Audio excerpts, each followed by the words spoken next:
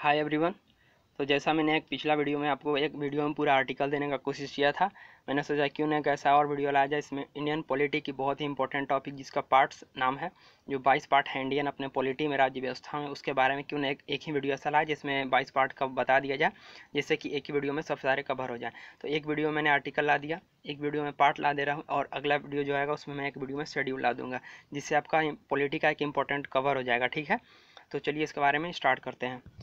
तो जैसा कि आप यहाँ देख सकते हैं कि कॉन्स्टिट्यूशन ऑफ इंडिया जो है 26 जनवरी 1950 को फोर्स में आया। ठीक है, जबकि 1949 को इसका बनाना तय हुआ था। ठीक है, जो कि इसका फोर्स में आया, मतलब 26 जनवरी 1950 से इसका वर्किंग स्टार्ट हुआ। ठीक है, तो जिस समय इसका वर्किंग स्टार्ट हुआ उस समय बहुत से लोगों ने सोचा कि इसका काम कैसे होगा, और देशों से सलाह मशवरा लिया गया कि कैसे इसको बनाया जाए। तो उसमें आर्टिकल बनाया गया दोस्तों, पार्ट बनाया गया, उसका शेड्यूल बनाया गया।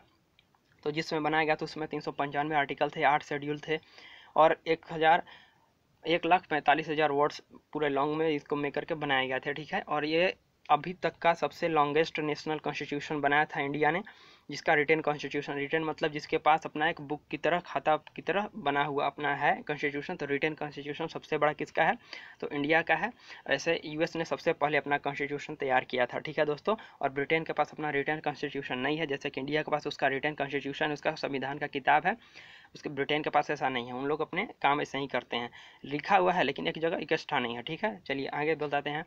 तो ये जो बना था आपको मालूम ही होगा कि 2 साल 11 महीने में बना हुआ था, जिसका अगर सेशन का बात करें तो 166 दिन में मिलकर इसका बनाया गया था, जिसमें टाइम लगा था 2 साल 11 मंथ। ठीक है, आगे चलिए बात करते हैं। तो ये सेशन जो था आर्टिकल पे 2020 तक, ठीक है, अमेंड किया गया। अमेंडमेंट तो आते रहता है, उसमें संविधान में सुधार होते रहता है दोस्तों। ठीक है, तो लेकिन each article also consist summary, हर आर्टिकल में कुछ न कुछ बताया ही गया है कि कौन सा क्या है। तो पार्ट एक बार 22 पार्ट दिया गया है, और उस पार्ट में आर्टिकल आ गए हैं। ठीक है, तो पार्ट में आर्टिकल आते हैं, तो आर्टिकल तो मैंने कवर करा दिया है। अभी 22 डिफरेंट जो पार्ट हैं, जो कि उसके बारे में इंडिया के हैं, जो 1950 में बनाए गए थे, उसके बारे में आज हम बात करेंगे। चलिए, तो पार्ट 1 क्या कहता है, तो पार्ट 1 जो है यूनियन एंड इट्स टेरिटरी, जो कि अपने यूनियन मतलब राज्य के और उसके संघ के बारे में बात करता है। आर्टिकल 1 से लेकर के 4 तक उसका क्या बात करता है, तो यूनियन एंड इट्स टेरिटरी के बारे में बात करता है। तो पार्ट 1 है। ठीक है, आर्टिकल 1 से 4 तक है। ठीक है, अगला है पार्ट 2, और पार्ट 2 डील करता है किससे, तो सिटीजनशिप से। तो पार्ट 2 किससे डील करता है, तो सिटीजनशिप से। आर्टिकल नंबर 5 से 11 तक है सिटीजनशिप। पार्ट 3 जो है दोस्तों फंडामेंटल राइट से डील करता है। ठीक है, ये बहुत इंपॉर्टेंट है, फंडामेंटल राइट। 12 से 35 तक इसका आर्टिकल नंबर है। आर्टिकल का वीडियो मैंने कवर करा दिया प्रीवियस वीडियो में, आप जाके देख सकते हैं। पार्ट 4 जो है और डीपीएसपी से कवर करता है कि कैसे किसी राज्य शासन व्यवस्था को लगाया जाएगा, चलाया जाएगा। ठीक है, उसका आर्टिकल नंबर 36 to 51 है। तो आपका 1 से 4 तक तो यहाँ पे पार्ट हो गया। ठीक है दोस्तों, चलिए आगे चलते हैं। आगे है पार्ट 4A, 4 था भी और 4A। तो 4 में क्या था, डीपीएसपी था। अब 4A में क्या हो जाएगा, तो एफडी मतलब फंडामेंटल ड्यूटीज, आपका कर्तव्य क्या है उसके बारे में पार्ट 4A में बताया गया है। तो पार्ट 4A में बताया गया। ठीक है, इसका आर्टिकल नंबर कितना है, तो 51A। पार्ट 5 की बात करें तो यहाँ पे द यूनियन मत के बारे में बताया गया है कि यूनियन किसको कहते हैं, उसका क्या क्या शासन होगा, कैसे व्यवस्था होगी। आर्टिकल 52 से 151 तक। अगला है पार्ट 6, और पार्ट 6 में स्टेट के बारे में बताया गया है। तो पार्ट 5 जो है वो यूनियन, और पार्ट 6 जो है वो स्टेट के बारे में बताया गया। ठीक है दोस्तों, 152 से 237। पार्ट 7 को जो है दोस्तों अभी यहाँ पे नहीं है, इस अभी हमारे पार्ट में नहीं है, क्योंकि इसको हटा दिया गया था फर्स्ट शेड्यूल में 7th अमेंडमेंट के द्वारा। ठीक है, इसको हटा दिया गया। तो पार्ट 7 बस हम लोग 22 पार्ट पढ़ लेते हैं, लेकिन इसमें है नहीं। ठीक है, तो चलिए आगे चलते हैं।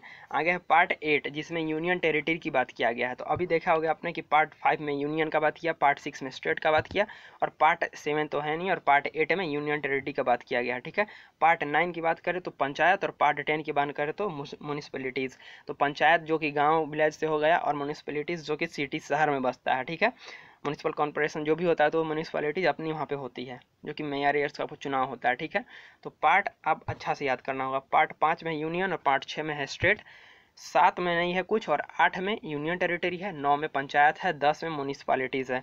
अगर 9A में म्यूनिसपैलिटी है, 9B में द कोऑपरेटिव सोसाइटीज़ है। कोऑपरेटिव सोसाइटी किस में है, तो 9B में। इतना इंपॉर्टेंट नहीं है, लेकिन पंचायत 10 में, 9 में, और 9 में म्यूनिसपैलिटीज़ है। तो एक आपको याद करना है। और 10 में है शेड्यूल्ड एंड ट्राइबल एरियाज। तो इंडिया का जो शेड्यूल्ड एंड ट्राइबल एरियाज है उसके बारे में बात किया गया है पार्ट 10 में। ठीक है, अगला है पार्ट 11। पार्ट 11 में relation between union and state. तो यूनियन एंड स्टेट के बीच में रिलेशन कैसा होगा उसके बारे में बात किया है पार्ट नंबर 11 में। पार्ट नंबर 11 का आर्टिकल 245 से 263 नंबर। ठीक है, पार्ट 12 है, तो पार्ट 12 में फाइनेंस कैसा होगा, प्रॉपर्टी क्या होगा, कॉन्ट्रैक्ट एंड सूट्स, इसके बारे में पार्ट 12 में बात किया गया है, ठीक है। 264 से आर्टिकल नंबर 300 में बात किया गया है, ठीक है।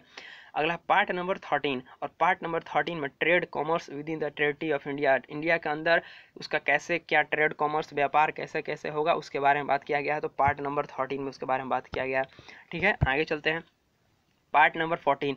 पार्ट नंबर 14 में service under the union and state, union and state के अंडर जितने भी सर्विस आते हैं उसके बारे में बात किया गया पार्ट नंबर 14 में। तो इसमें क्या बताया गया, IPS हो गया, IAS हो गया, जितने भी पद हैं जितने भी सर्विसेज हैं उसके बारे में बात किया गया पार्ट नंबर 14 में, तो ये इंपॉर्टेंट हो जाता है।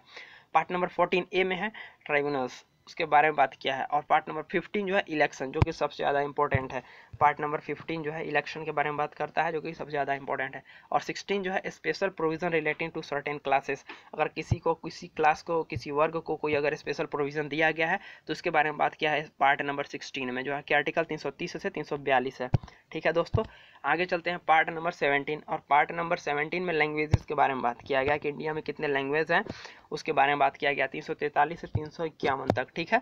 अगला है पार्ट नंबर 18, और पार्ट नंबर 18 में इमरजेंसी प्रोविजन के बारे में बात किया है, आर्टिकल नंबर 352 से 360, 352, 56 और 60 जो है 3 आर्टिकल है, उसके बारे में बात किया गया, इमरजेंसी के बारे में बात किया गया, ठीक है, पार्ट नंबर 18 में, ठीक है। अगला है पार्ट नंबर 19, और पार्ट नंबर 19 मिसलेनियस हो गया। मिसलेनियस मतलब बहुत सारी चीज़ को मिला करके अगर कुछ बने उसमें बहुत सारा लिखा होगा मिक्स करके तो वही मिसलेनियस हो गया।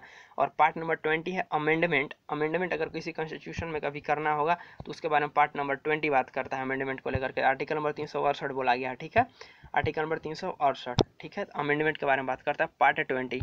अगला है पार्ट नंबर 21, इसका temporary transition and special provision के बारे में बात करता है, पार्ट नंबर 21, जिसका 369 से 392 है आर्टिकल नंबर, इतना इंपॉर्टेंट नहीं है। पार्ट नंबर 22 की अगर बात करें तो इसमें short title, date of commencement etcetera के बारे में बात किया गया है कि क्या टाइटल होगा, कैसा डेट दिया जाएगा किसी बात को लेकर के, उसके बारे में बात किया गया है, तो पार्ट नंबर 22 में बात किया गया है।